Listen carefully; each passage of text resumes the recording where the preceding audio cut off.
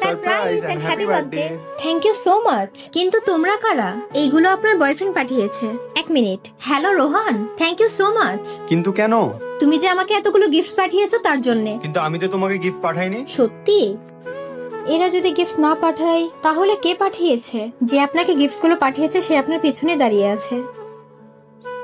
রাহুল তুমি? কতগুলো বয়ফ্রেন্ড আছে তোমার? একজনই আছে, তুমি তো। আরে আমার তো লিস্টে নামই নেই। প্রথমে রোহান, তারপর অর্ণব। আসলে রাহুল ওরা না আমার এক্স। আমার তো মনে হয় তুমি এতগুলো বয়ফ্রেন্ড বানিয়েছো না, সবই এই গিফটের জন্যই। তুমি আমাকে যা যা বলতে আমি তাই দিতাম। সে সব কিছু লিস্ট করে আমি এখানে গিফট গুলো নিয়ে এনেছিলাম। আর না তুমি এই আমার গিফটের যোগ্য, আর না আমার ভালোবাসার যোগ্য। রাহুল ট্রাস্ট মি, আমি শুধু তোমাকেই ভালোবাসি। প্লিজ রাহুল, আমাকে আমার গিফট দিয়ে দাও। তুমি এখনো গিফটের কথাই ভাবছো? আরে আজকে আমি বিয়ের জন্য তোমাকে প্রপোজ করবো ভেবেছিলাম। ভালোই হয়েছে, তোমার আসল চেহারাটা আমার সামনে চলে এসেছে। যাও এবার গিয়ে তুমি তোমার বয়ফ্রেন্ডদের সাথে বার্থডে সেলিব্রেট করো।